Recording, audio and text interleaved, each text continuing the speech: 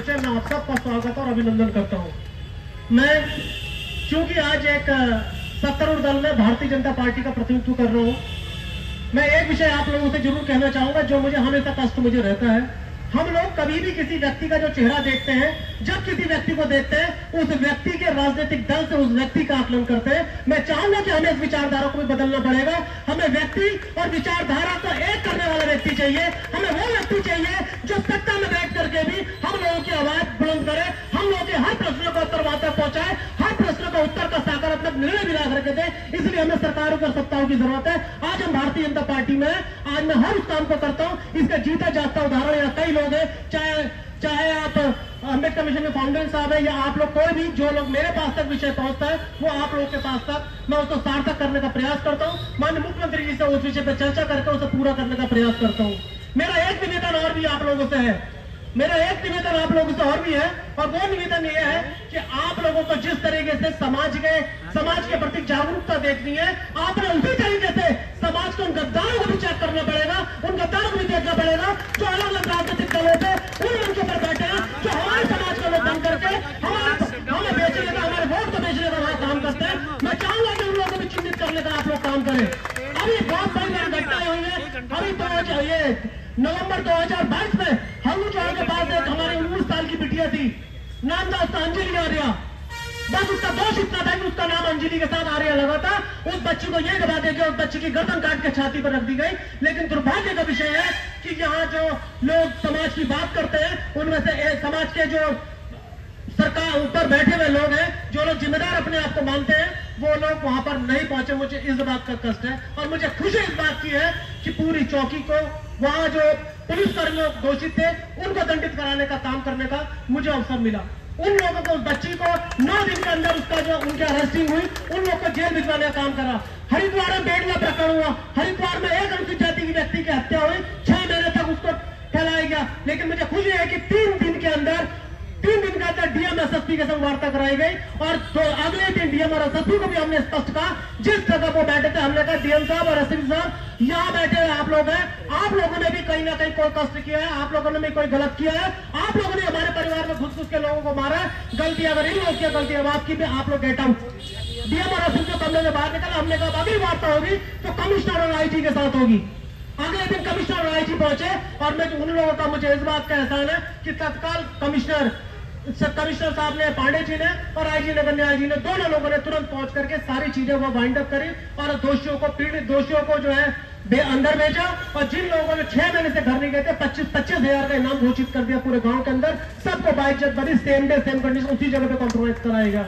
मुझे दुख इस बात का होता है कि अभी की घटना मैं बता रहा हूँ, ये सारी वो घटना मैं आपको गिना रहा हूं। मैं किसी सरकार की बात नहीं कर रहा हूं, लेकिन ये मेरे मन की पीड़ा है। अब ये घटना जोशीमठ में हुई है, जोशीमठ में हुई है। उसकी बात करते समय जब हम लोग बात करते हैं तो हम पर्वतीय होते हैं, हम गैर पर्वतीय होते हैं। मुझे एक बात का, मैं इस बात का जो आप लोग का समर्थन करता हूँ, एक ही बात का है, मैं कैटेगराइजेशन नहीं चाहता हूँ। मैं सिर्फ चाहता हूँ अगर जो व्यक्ति अनुसूचित जाति का है तो उसको अपने आगे सिर्फ अनुसूचित जाति कहना चाहिए। हम लोगों को डिवाइड एंड रूल के अकॉर्डिंग हम लोग को ना बटना चाहिए, और ना हमें बांटने का जो षड्यंत्र कर रहे हैं उन लोगों को भी मुंह तोड़ जवाब देना चाहिए। मैं आप लोगों की से निवेदन करना चाहूंगा, आप लोग अपने अनुसार अपने जो त्रिनेत्र है उसको खोलिए। आप लोग इस भ्रम की दुनिया से बाहर हमें आने की आवश्यकता है। मैं जोशीमठ की बात कर रहा हूं। अभी जोशीमठ में कल ही मैंने एक अपने मेरी फेसबुक आईडी आप सब लोग चेक करेगा, लेकिन दुख इस बात का होता है जब मैं खुला होकर के लिखता हूं तो उसमें लोगों को अपने कमेंट लिखने में, हमारे लोगों को अपने कमेंट लिखने में, उसे शेयर करने में, उसे लाइक करने में ये कष्ट होता है। तो ये ना हो कि फला व्यक्ति पढ़ ले जिसके लिए लिखा है, मैं वो व्यक्ति उसमें इतना करने को तैयार नहीं होते। मैं बस कहना चाहता हूं कि हम किसी के खिलाफ नहीं है। मैं अपनी बात बता रहा हूं, और मेरे ख्याल से सबकी भावना ऐसी होंगी। हम किसी के खिलाफ नहीं है, हम किसी जाति के खिलाफ नहीं है, हम किसी धर्म के खिलाफ नहीं है, ऐसा ही है। और इस बात की जो अभी हमने बात करी, जैसे कि हमें त्रिवेदी जी जो जज साहिबा है, वो जाति से ब्राह्मण है, और मैं स्वीकारता हूं उनको कि वास्तव में ब्राह्मण है। उन्होंने ब्राह्मण होने का फिर ब्राह्मण होने का अर्थ होता है विद्वान, जाति नहीं होती। उसको जब विद्वता उनकी थी, उन्हें पता था कि समाज का कष्ट है, उन्होंने 6 लोगों को अलग करा, और एक सिंगल अकेली महिला है। और ये वो महिला है जो महिला को बाबा साहब डॉक्टर भीमराव अम्बेडकर ने महिला होने का अधिकार दिलाया था। यदि बाबा साहब अम्बेडकर ने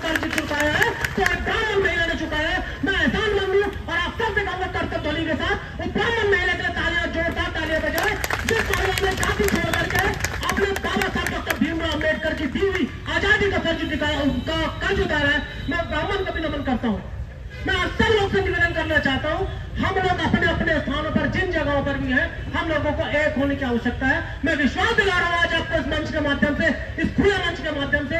आज मेरी प्रांत की बैठक है, मेरी प्रांत की बैठक है, बड़ी बैठक है देहरादून में, इस समय पर चल रही है। इस पूरे प्रदेश का मैं नेतृत्व कर लो, लेकिन मैंने सबसे निवेदन कर लिया, लिखित रूप से निवेदन करा कि मैं कल अपने परिवार में रहूंगा, मैं किसी राजनीतिक दल के लिए नहीं हूँ। आज ये मेरे परिवार का दिन है। इस परिवार में बहुत सारे लोग ऐसे हैं, बहुत सारे लोग ऐसे आते हैं जो लोग अपनी सूक्ष्म राजनीति के लिए हम लोग को बेचने का काम करते हैं। मैं निवेदन करूंगा आप सब से, आप सब बुद्धिजीवी लोग हैं, आप सब लोग उसका काम करेंगे, ऐसा मैं आप लोगों से विश्वास करता हूं। और मैं आप सब लोग यदि मेरी बात से सहमत है और मैं एक सहमत है तो दोनों हाथ उठाइए और एक घोष लगाइए बाबा साहब डॉक्टर भीमराव अम्बेडकर का। बाबा साहब डॉक्टर भीमराव अम्बेडकर, बाबा साहब डॉक्टर भीमराव अम्बेडकर। धन्यवाद, आप सब लोग यहाँ पर आए, आप सब लोग यहाँ पहुंचे, मैं आपका हृदय से वंदन करता हूं और विश्वास दिला रहा हूं इस मंच के माध्यम से आज आप सभी को कि जब कभी भी आपको मेरी आवश्यकता है या मेरे दायित्व की आवश्यकता है तो निसंकोच कभी ये मत सोचिएगा।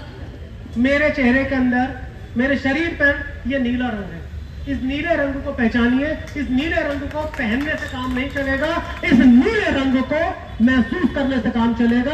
इस नीले रंग का अर्थ बाबा साहब डॉक्टर अम्बेडकर ने जो कहा है उसे समझने की हम सबको आवश्यकता है। आप सब विद्वान लोग यहाँ पर पहुंचे, मैं आप सबका भी अभिनंदन करता हूँ। आप सब लोग इस समाज की ताकत है। मैं आप सबके चरणों में वंदन करते हुए अपनी वाणी को विराम देता हूँ, बाबा साहब को नमन करता हूँ। बहुत बहुत धन्यवाद।